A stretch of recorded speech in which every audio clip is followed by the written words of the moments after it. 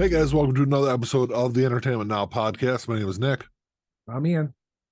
And as always, if you're watching this on YouTube, I think I'm one episode behind. I think I'm like mostly caught up on all the putting these on YouTube. I will tell you, like, there's not a whole lot that goes into the production to put these up on YouTube. I literally like just slap an intro and outro. I don't edit anything during the Right. middle of the show unless like I think there was one time I got up to like go use the bathroom in the middle of the episode. I'll like cut that out so it's not, Right. 3 minutes of just like dead air. Well, it wouldn't be dead air. It'd be me just staring at the camera. Yeah. So yeah, I don't edit any of that stuff, but I will tell you that the thing that takes me the longest time is putting together thumbnails for those episodes. That's like the longest thing. And because like when we talk about at the beginning of every month we do an episode about all the new releases for the month. So I've got to go through and like find artwork for every one of those TV shows and movies and like put a collage together for the thumbnail. So that's like the biggest thing that takes me some time to do. Right. But anyway, if you're watching this on YouTube, make sure you drop us a comment and subscribe to the channel, all that stuff. If you're listening to this on your favorite podcatcher, make sure you leave us a 5-star review on Spotify or Apple, which I think those are like the only two big like podcatchers where Pretty you can leave much, reviews and yeah. all that now. Yeah. But yeah, so what's been going on with you, Ian? Anything in particular? Well, not really. I could take I think this is how long we've been doing a podcast since like 2017. 2017, yeah. So it's been how many years now? 5? Well, that'd be 6. Almost 6 years. It's 5.5 years. This is January of 17 when we started. Right. So for 5.5 years, it's been like an ongoing joke that Ian has absolutely nothing to talk about. No, I'm not really here. When he's not recording me, I'm like in a hibernation bubble.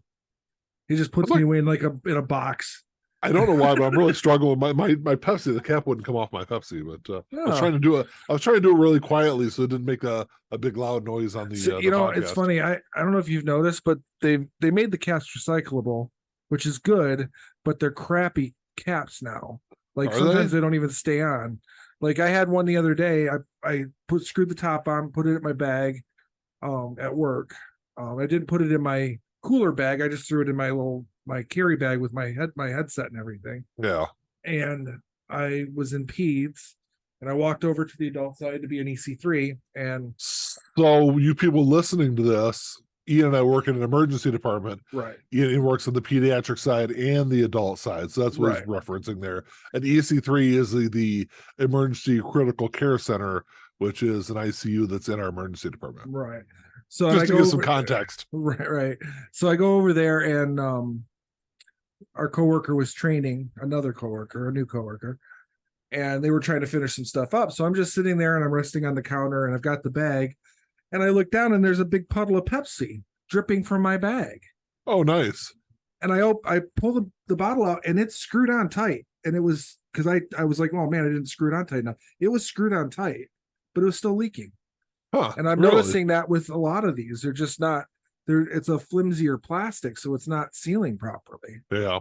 So, the thing I noticed about it, and I didn't even realize it until you just said something and I actually looked at it. I don't know how long this has been on there.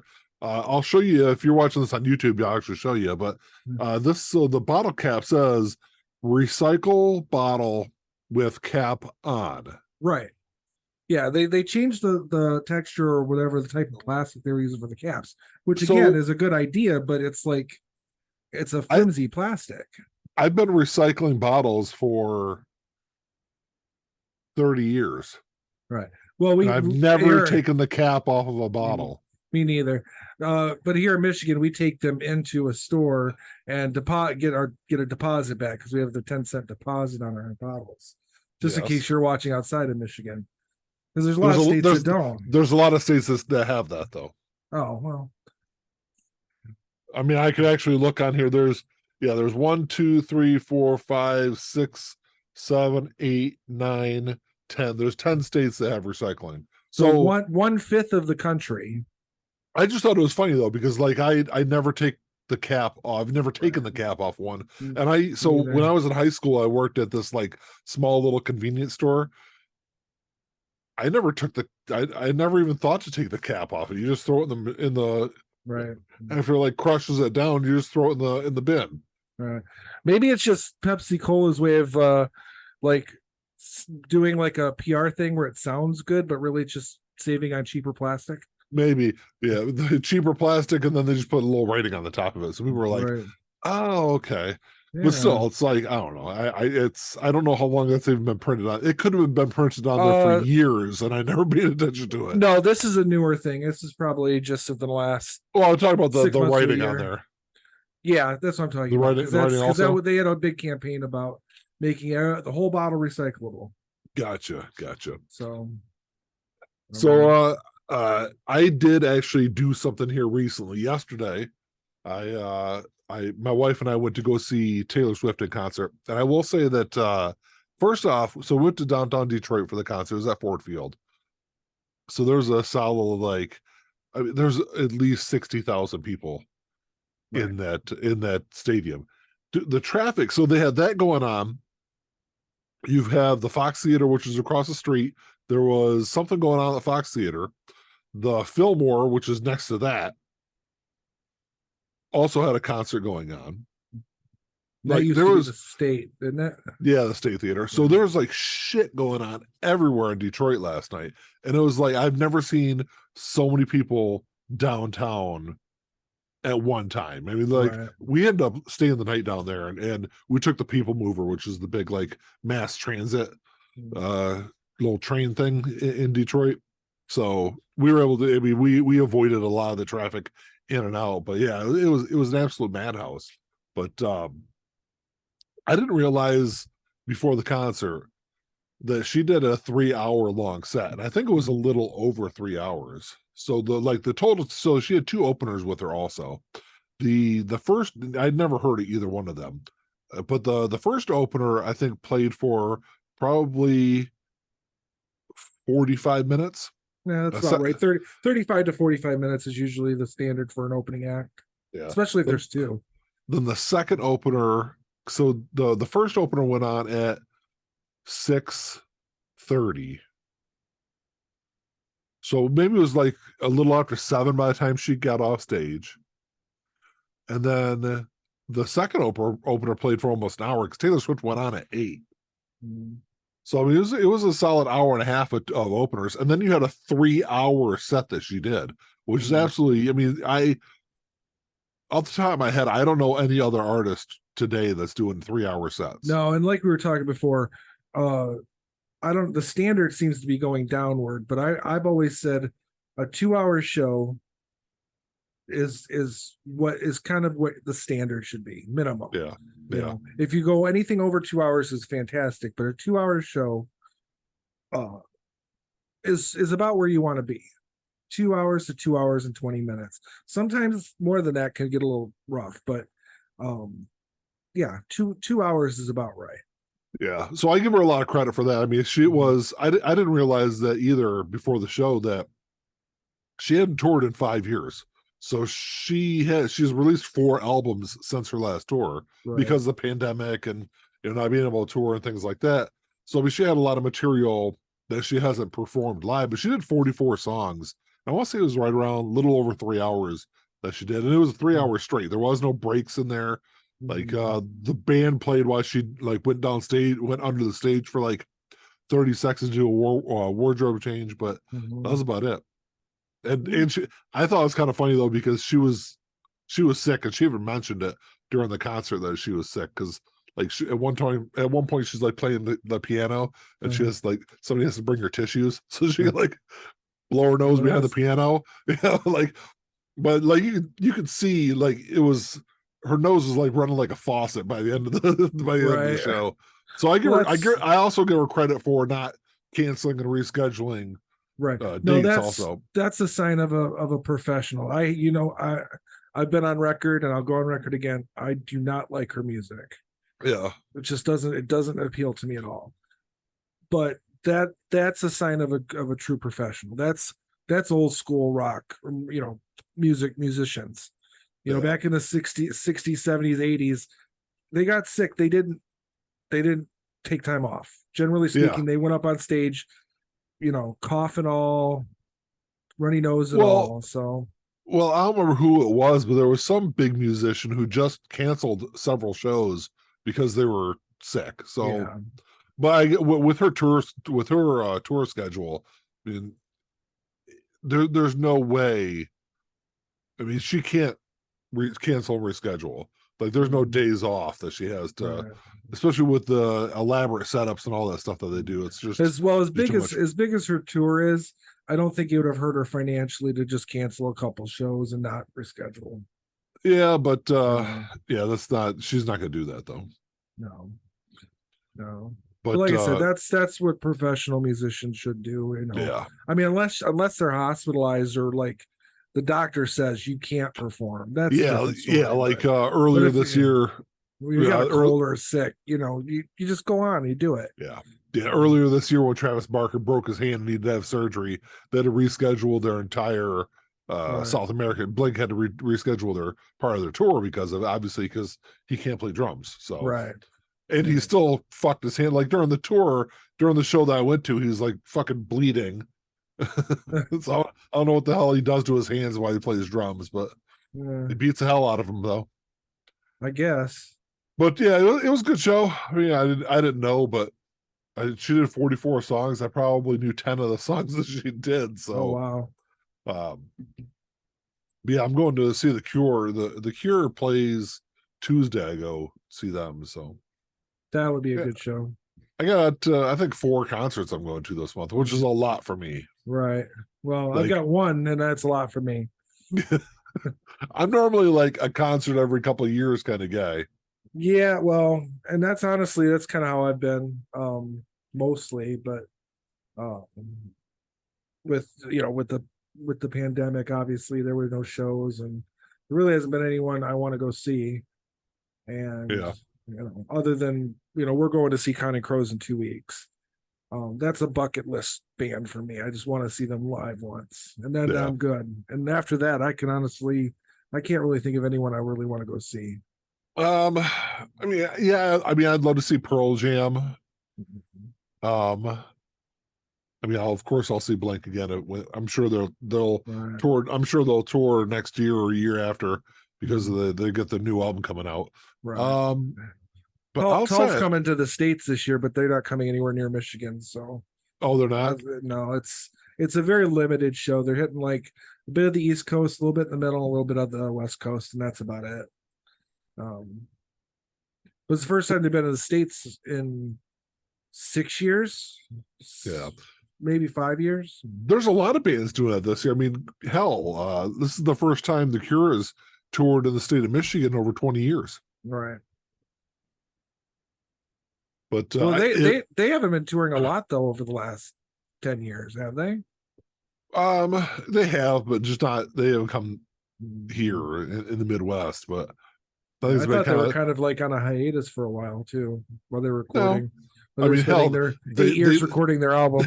say they've been working on this new album for. We've been talking on the YouTube channel for 3 years now. Right. So it is supposed to come out at some point this year. So we'll We'll see. see. Yeah, We'll see what happens. But we'll see. that all kind of brings us into the topic for today's episode, and that is because so when the pandemic happened, we talked a lot about what was going to happen with music moving forward. Obviously, everything shut down. There was no touring, so it meant musicians just stayed at home, and we were kind of hoping at the time that we would see this big boom in music because of the fact that musicians had nothing better to do but work on their craft. Right. And some of them did that, some of them did not. I think actually a lot less did it than I anticipated. Really? Yeah, a lot of artists. I mean, there are a lot of artists are putting out new stuff, but most of them have just like started. They did it started last year or something, and they got a new album coming out this year. Yeah, I They don't. started in 2021 and released an album in 2022. It's like they really weren't doing anything that whole year of 2020. Nothing. It's like they, maybe just took the year off. Yeah, I think there's probably more of it than you think there is, because there's a lot of bands that maybe weren't recording stuff in 2020, but they were in the writing process in Right. 2020, and then didn't, and then over the course of 2021 to through the beginning part of 2022 recorded stuff, and now it started, because I feel like when I do these new release videos every Tuesday, it seems like almost every week I'm talking about, because I always like look up stuff for all the albums I talk about. It seems like every week there's something coming out that's like, oh, the band started working on this during the pandemic. Right. So I think there is a lot of that. There's probably not as many like older bands, maybe Maybe. that, and I think you're seeing. But I don't know about that either, because you're seeing newer stuff from bands like Scorpions and things like that that worked on that kind of stuff over the pandemic and kind of got back together because there was nothing else to do during Right. that time. Yeah. It's hard to say. I mean, a lot of those artists too were just kind of living off of touring rather than putting new music out. Um, You mean prior to? prior to the pandemic. Yeah. Um, and with having the free time, I mean, it's difficult if you're a band like, say, Uriah Heep, who just put out a new album this year. Yeah. Their first album in a long fucking time. Yeah, I mean, it's not as long as you think, but it is I want to say it was like 2015, 2014, something like that. I thought it'd been like about right. almost 10 years since they released an album. That sounds about right. But still, it's like that's a band that relies kind of heavily on just touring in terms of financial support. Yeah. And I would imagine that something like that, the pandemic, is very scary. So it could drive you to say, hey, maybe we need to do something else. Maybe we need to, and a lot of artists like Ben Folds did a weekly little performance, and like a little live stream. Yeah, like he'd take requests, he'd do on a Patreon basis, he'd do requests, he did a bunch of covers. Yeah, there's a lot of musicians that did that. Well, you had Billy Joe was doing that, like, I don't remember what he called it, but every like Monday he'd release a cover song. Right. Then he put it out as an album too. Yeah, yeah, he released them all together. I think it was last year, maybe, when that came out. I think it was a Record Store Day exclusive. No, was it 21? Yeah, it was. I'm like 99% sure of that. I don't think it was. It was released just it was just a regular release is all it was. Uriah Heep actually put out an album in 2018. Oh, did they? Yeah. And that was the first album that they, like, brand new album they put out since 2015. So I guess they're probably putting out albums, but they're still a band that probably relies heavily on live performing as income. So, because I mean their albums sell okay, but they're not selling like, they're not making them rich. Yeah. So yeah, it was released November 27th. So maybe it was RSD Black Friday, maybe? It was 2020 when it came out. Yeah, it was a Black Mondays. Friday. Yeah, it was a Black Friday then. I mean, they still call that Record Store Day, I guess, don't they? Yeah, I don't think it was. Hold on, let me look at something though. I think it was just release. I don't think it was an actual like RSD title though. Maybe not. I just remember I thought I got it that day, or on a day like that. Where both of us were standing in line, waiting for something. Yeah. If it was Black Friday, I wouldn't have been there. You would have had to pick it up for me because I was working Thanksgiving and Black Friday. I'm pretty sure that was. So 2020, what did I say that was? November 27th. So November 27th was Black Friday. But like I said, I think it was just a standard release. I don't think it was an actual RSD release. Gotcha. I might be wrong. I don't know. But so yeah, you had like it was No Fun Mondays is what he called it. But you had a lot of artists that did that. MXPX there for like I think they did like 17 or 18 live stream shows during the pandemic. and it was like $5 to be a part of the live stream. Right. So I don't know. There was lots of interesting ways that bands like found ways to kind of keep the music machine moving forward. The thing that really sucked during the pandemic is all the behind the scenes people. All your roadies and, and guitar techs and all that. Yeah, that or all your soundboard engineers and things like that didn't make a dime. Right down to the people who work the concessions at the arenas and theaters and stuff. Yeah. Which a lot of those were taken care of. There was a lot of the sports teams kind of pitched in and filled the gap, I believe, for a lot of those. Well, that wouldn't fill the gap at Fox Theater or the Fillmore. No, but a lot of those are the same company that run or that do a lot of that. Right. A lot of those concession stands. So at least here in Detroit, they are. Yeah. Well, because like two people own all the stadiums and the theaters. Pretty much. It's either the Illich family or the Ford family. Well, no, the Ford family only owns Ford Field, but Bedrock owns like most of. That's Dan Gilbert's company, his Bedrock. They own like most of Detroit, and then the Illich family owns a lot of it also. With the Illich family owns Fox Theater, Comerica Park, Little Caesars Arena. And there's some other like other small stuff. They like the Little Caesars headquarters is down there, all that kind of stuff too. But as far as like the music industry goes, I think we have seen a boom in music coming out of the pandemic.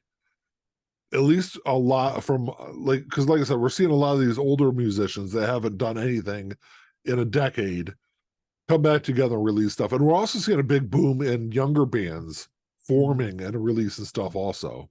Right. That's what I kind of hoped we would see coming out of it. Now, is it to the level that I was really hoping it would be? Maybe not. No. But I think we're still seeing a lot of it. Right. Yeah, well, I think in terms of like live performing, I would say there's been a big boom in just the audience going to shows. I mean, before the pandemic, you'd occasionally hear, "Oh, I'm going to see this concert. I'm going to see that concert." It was really big.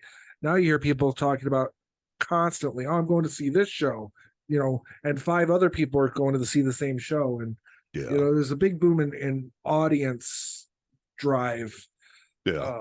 At least just my level of perception, which like I said, I think that's true most of the time. So, I mean, I have gone. I mean, I think I'm going like 10 concerts this year or something like that. I haven't gone to 10 concerts in the last 10 years. All right.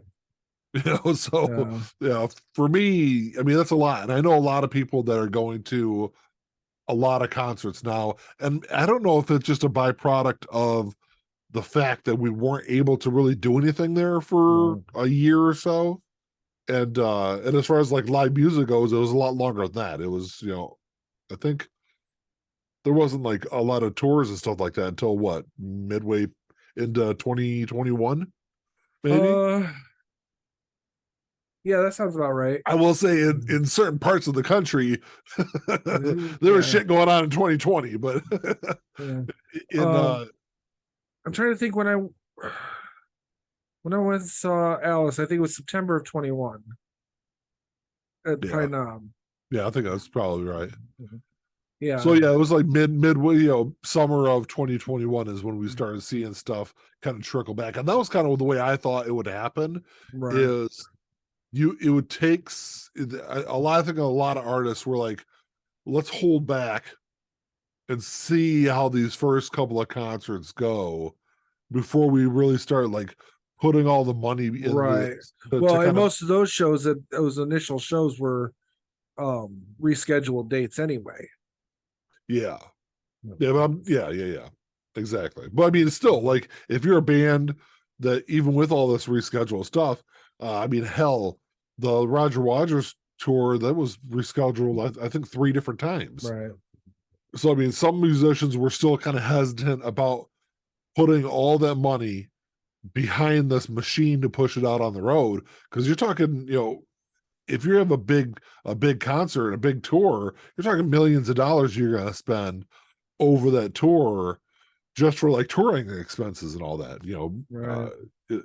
As far as like setup and tear down and all that. So do you really want to put all that money behind it, not knowing, yeah, these are rescheduled events, rescheduled tickets, but are people going to be there? Right. And there were a lot of cases where there would be like surges in COVID. Ian Anderson was talking about it because he said when they was starting to get back into the touring schedule, he said they were still dealing with shows that were like at risk of potential cancellation because Yeah. there would be an out or a surge in that area, and the theater was like, well, we may have to close the theater for this amount of time. Yeah. And that would, so I think at this point all that's done. Because I guess now, I mean, internationally the pandemic's over anyway. But well, I like to look at it this way: like once at least here in the U.S., as soon as the federal government was like, okay, we're no longer like supplying, we're no longer gonna subsidize masks and things like that. Like even the hospital we work at is like, as soon as that money dried up for the federal government, they're like, all right, no more masks. Because we're not paying all the money for it. So, I think that once businesses were no longer able to like siphon off money from the government, that's when they were like, okay, we're not rescheduling any of this shit anymore. Just to go out there and do what you're gonna do. Right. Yeah. So I mean that's good. But as far as I think most of the artists have played their rescheduled shows, and the vast majority of them are pretty much starting new tours at this point. Yeah. I know Alice is all caught up because he's touring with Hollywood Vampires right now, which is a new tour. They didn't have anything scheduled before the pandemic, so that worked out.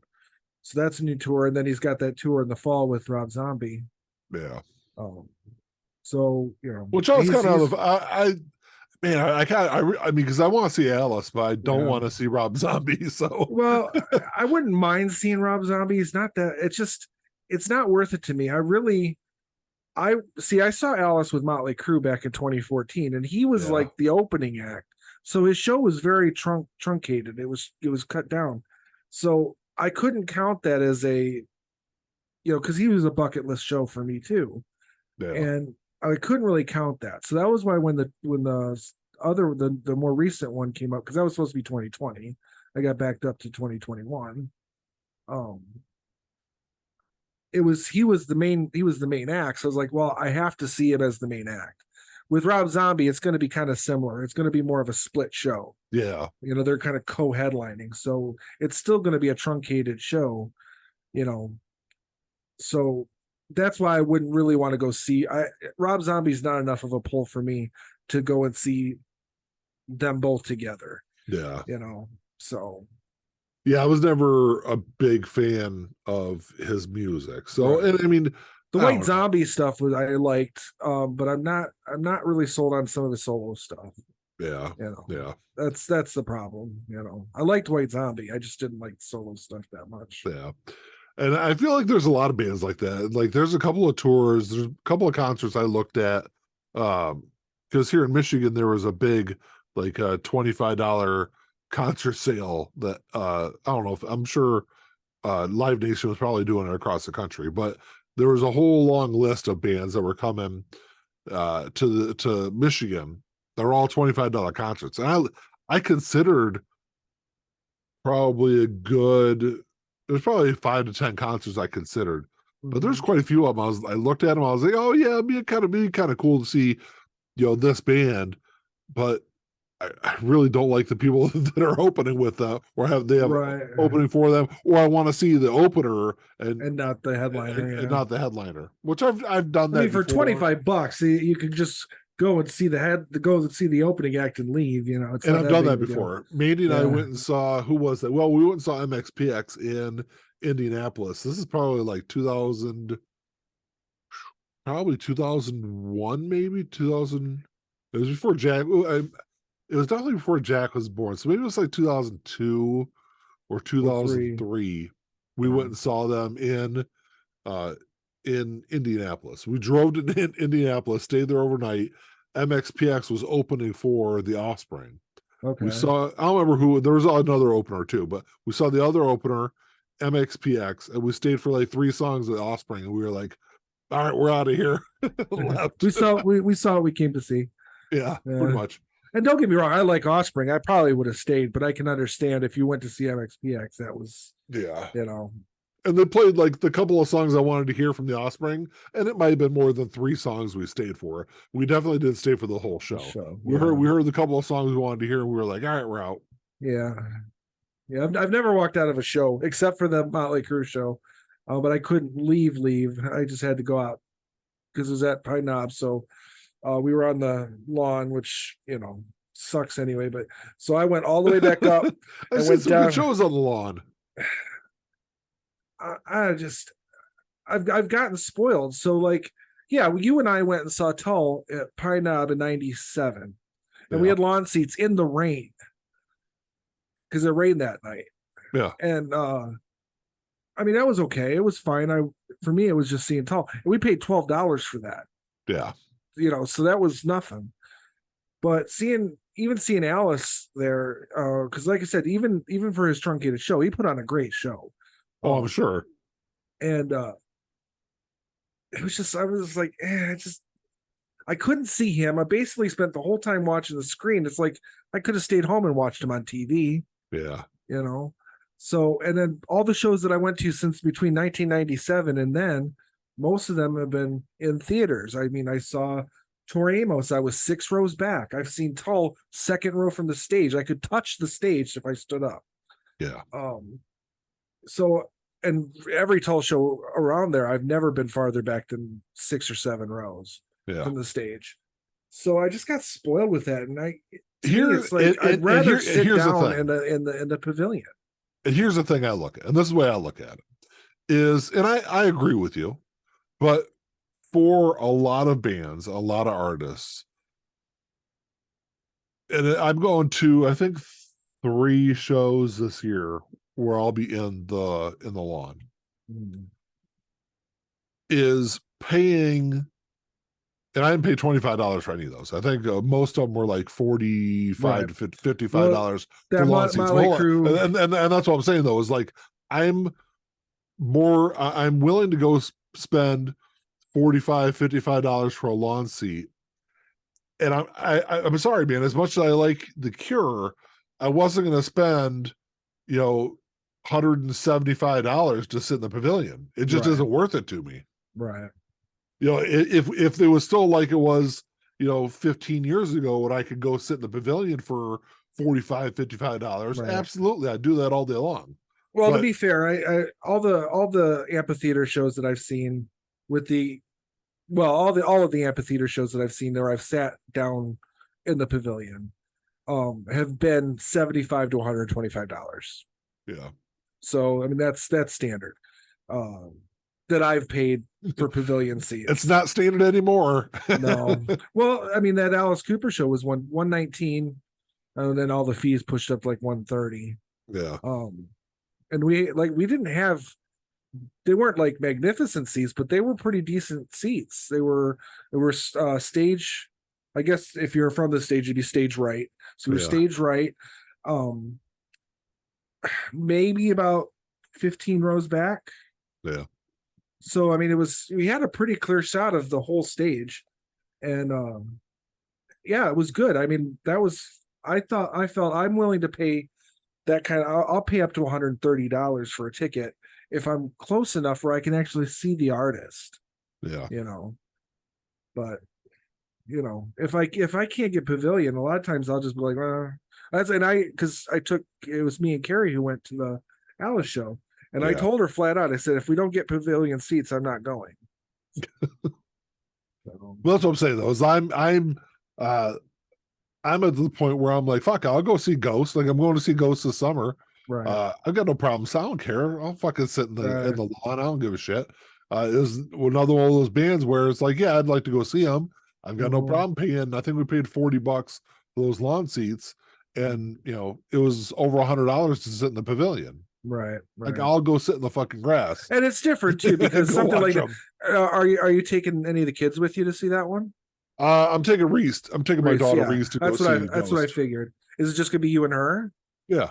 Yeah, I mean, still that. Actually, I think Mandy's going to that show with us. Okay, so I mean Next that's week, $300 if you want to sit in the pavilion. I understand that when you've got multiple people. yeah. I'm only ever paying for one ticket. So And the like next week, it's just me and Reese are going to see The Cure. okay.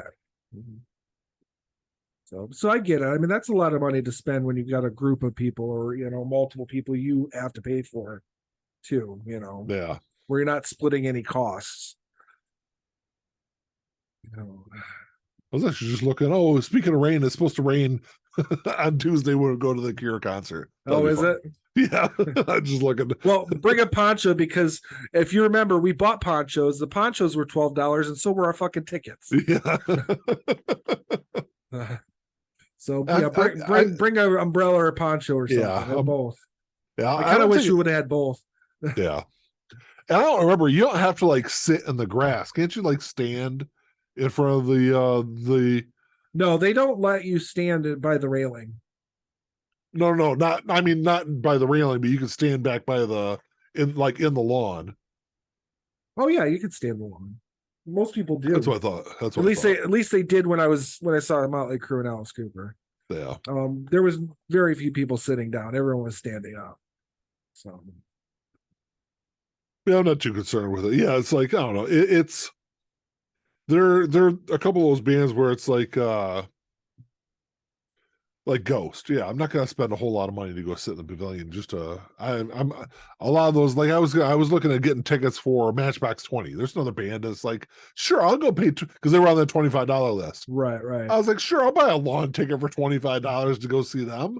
I'm not gonna pay more than that to go see them. So what the hell? Right. I didn't end up getting tickets for them, but Yeah, I mean, at this point, it's just got to be something I really, really want to see. yeah. Then, and I can get relatively decent seats. Other than that, I mean, I'm just old. I don't want to do that anymore. So You're not fucking old. You know that, right?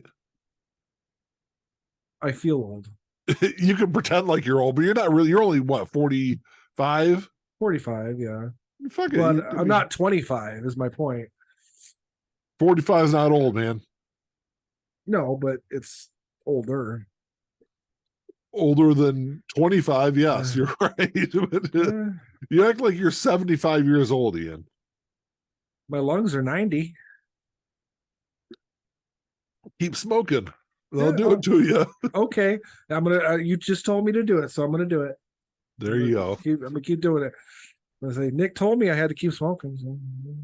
But yeah, we've seen a lot of like younger artists kind of come through in the last couple of years, and I think that's what's really changed, at least with rock music. Mm-hmm.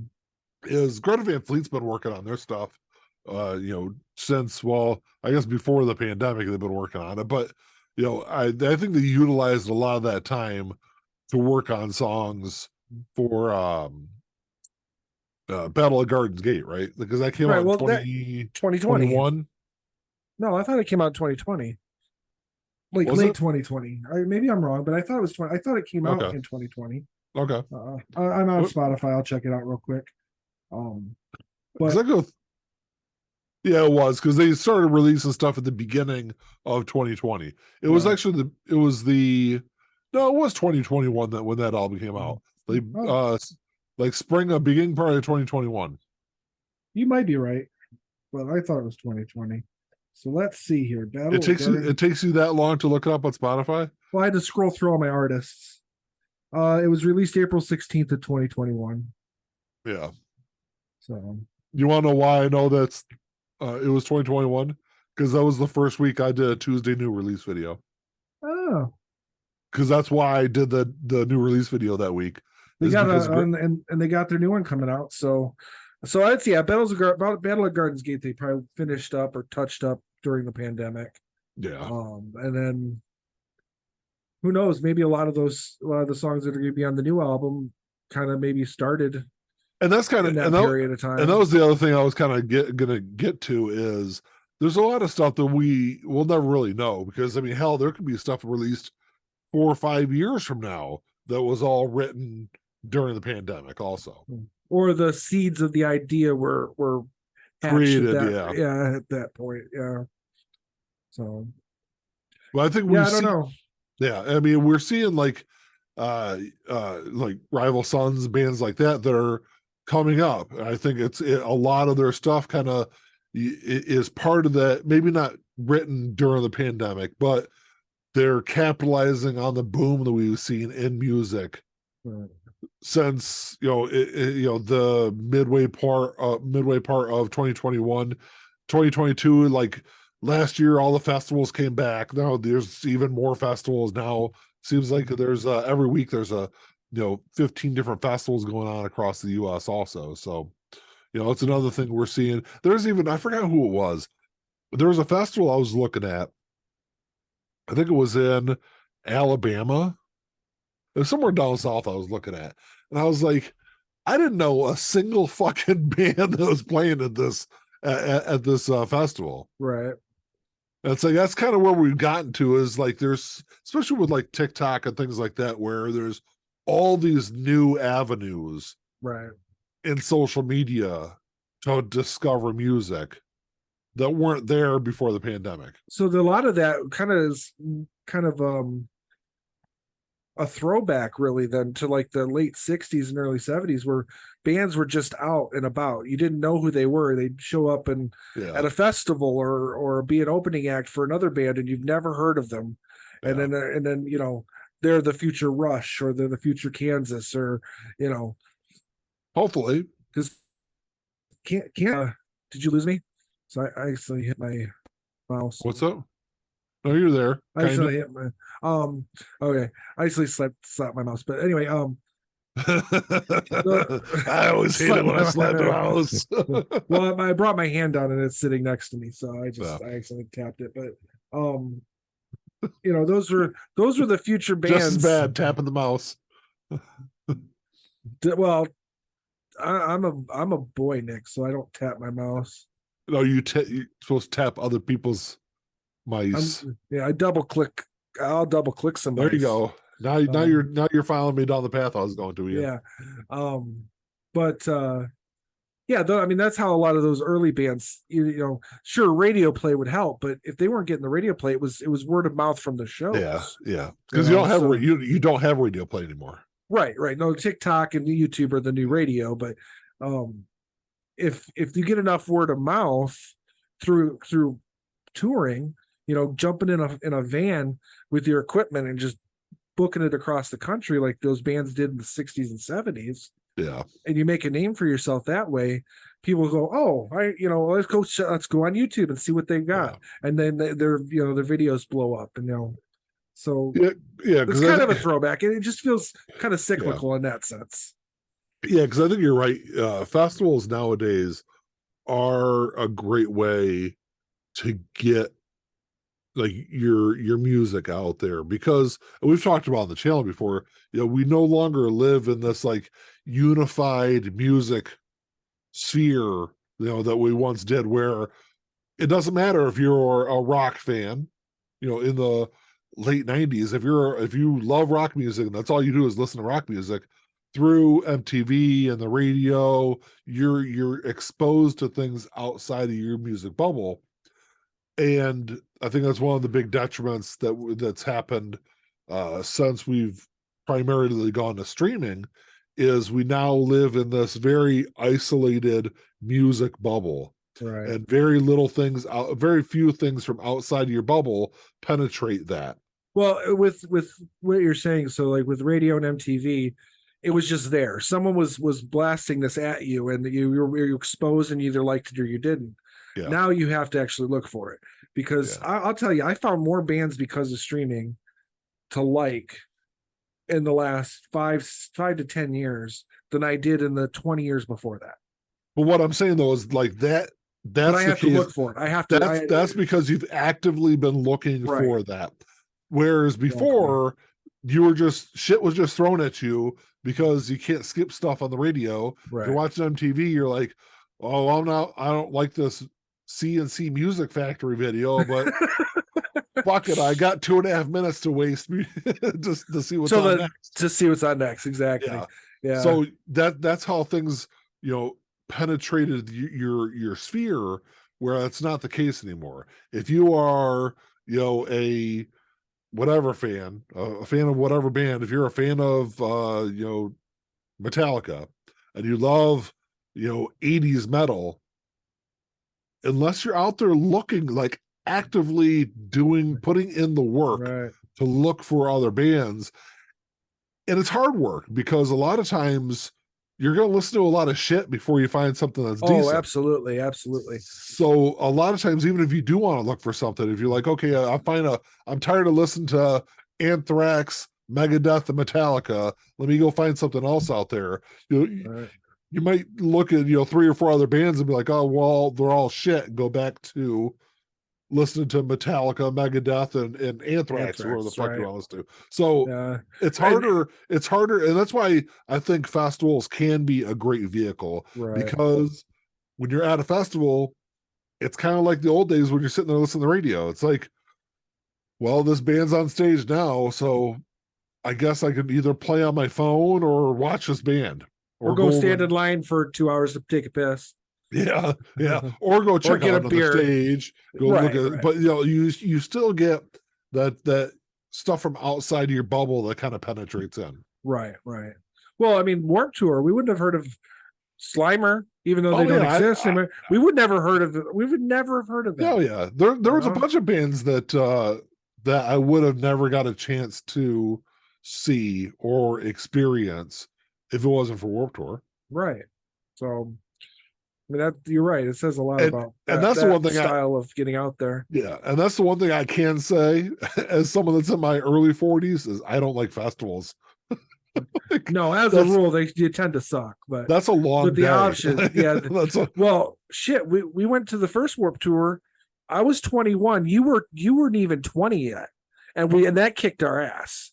I mean, granted, we went to Cedar Point the day before, but but we were basically in the sun for 48 hours. But it kicked both of our asses. Yeah, that was a long day, and we were 20.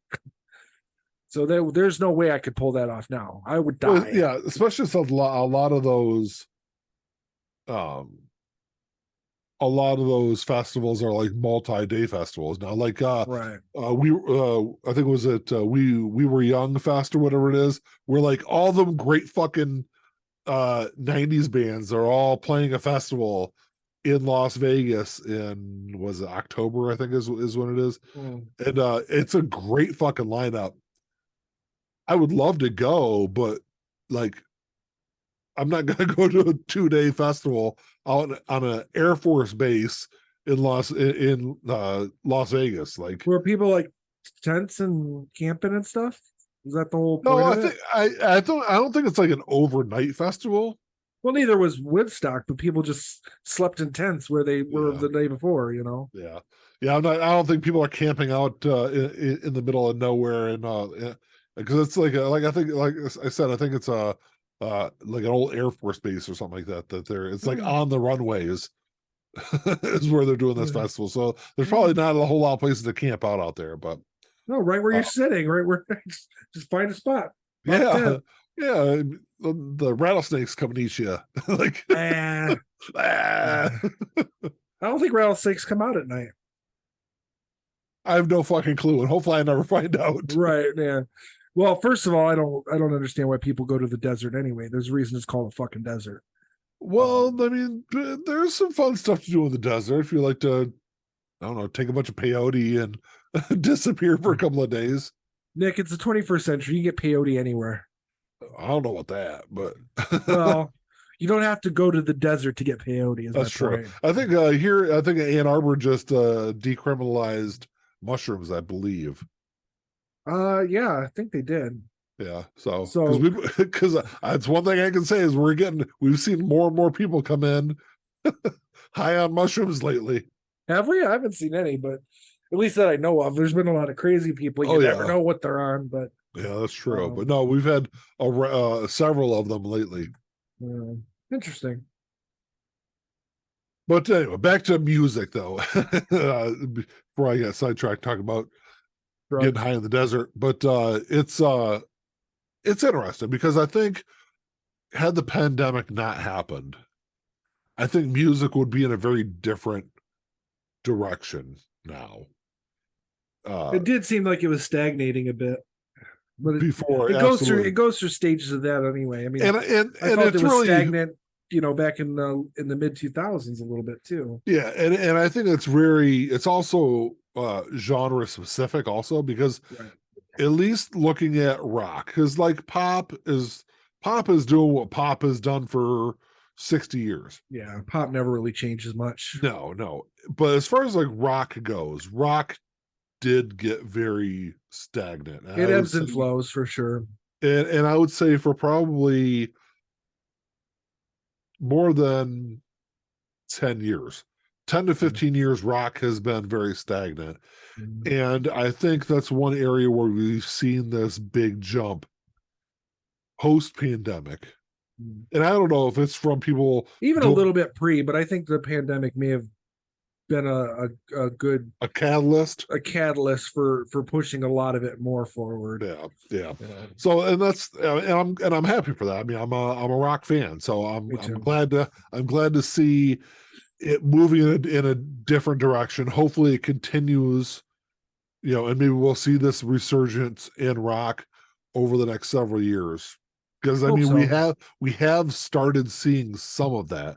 When you have a rock artist winning a Grammy for Best New Artist, that's kind of a big deal because that's something that hasn't happened in a while. Right. And you got bands like Ghost winning Grammys. Because technically, I mean, if musically, yes, I can see that, but the image of Ghost, a band like that doesn't win Grammys typically. Did they win? I thought they did. I know they won internationally, but I know they were nominated. They were nominated, but I'm not sure if they either won way. Or not. You don't have Ozzy winning Grammys. Ozzy just won several Grammys. Exactly, but that's my point. Yeah. He arguably he could have won or should have won something for No More Tears in 91, 92. Wasn't even nominated. Granted, they were starting to Metallica won in 92, but I will say that that kind of stuff. Guns N' Roses maybe should have been nominated for Use Your Illusion. So you're seeing, and it's easier for those artists to get nominated, at least for Grammys, because Grammys are still very much stuck in the past. And that's the one big knock that I've had on the Grammys, where the Grammys have pretty much had their finger on the pulse of like pop music, but they absolutely fucking suck at capturing rock where rock is at currently. Absolutely. That's been the entire history of it. I mean, that goes right back to what I'm talking about. The first heavy metal award, let's face it, that was a joke. Yeah. Even the winner says it was a joke. But so yeah, I mean that's I think so it's probably easier for Ozzy to win a Grammy in 2022, 2023 than 1992 or 1993. Right.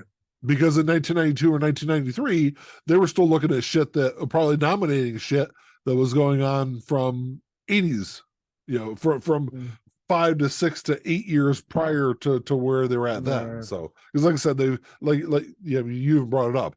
The first heavy metal Grammy was a joke. Yeah. So I mean, they've always kind of struggled. They've always lagged behind where rock was in any given. Well, the people doing the decision making I'm assuming they were just old people. They didn't know what metal was, and Jethro Tull was just the only thing they could probably stomach. Yeah, they were this band is heavy. Let's give it to them. The flute, that's a heavy metal instrument. So yeah, that to my understanding, that's kind of really what happened. It was like it was the most top or tolerable thing that a bunch of 60, Probably. 70-year-olds in 1989 could tolerate. Probably. People who grew up with like, Frankie Valli, how are they going to deal with injustice for all? Yeah.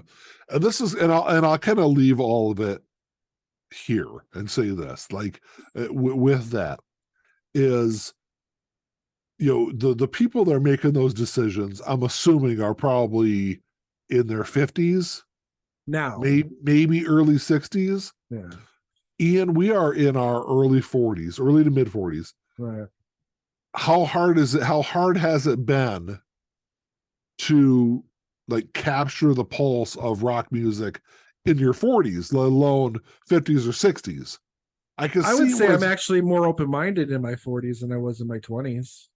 Yeah. But what I'm saying though is like it's more, especially in 2023, it's more difficult now. Oh yeah, yeah. Well, there's a lot more. There's a lot more, and things are a bit more eclectic in terms of styles, and it's almost even hard to put certain groups and artists into genres. Yeah. I mean, I don't like Taylor Swift, but let's face it, she started country, now she's pop. Where does that, where is that? Because she's the songs I've heard of hers that are more recent aren't country.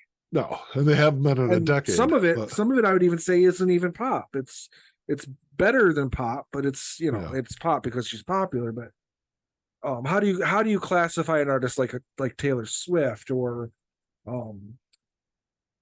even like a Demi Lovato or something? How do you classify these artists who are jumping genres? Yeah, And kind of what I was getting at was, it's hard. Yeah. Like as somebody who is older, especially somebody in their 50s or 60s, it's hard. It's hard work to kind of go out there and figure out what is hot and what is new and where rock music is going in the future. So what do? You go back to the reliable sources. Oh, Ozzy put out an album. That's a good album. Let's give him a Grammy. Right. Things like that. Well, I mean, don't take away from it a little bit. He earned that. I'm Grammy. not. It does, but you're right. I'm not saying you're wrong. I'm just saying, they didn't just give it to him because they knew him. It was a good album. What I'm saying though, if they had given him that award for Scream, I'd be like, But what I'm saying though, Ian, is he's a familiar person. Right. They don't have to go out and research Ozzy Osbourne in 2023. They know his category. They know his catalog. They know his music. They know this album. Right.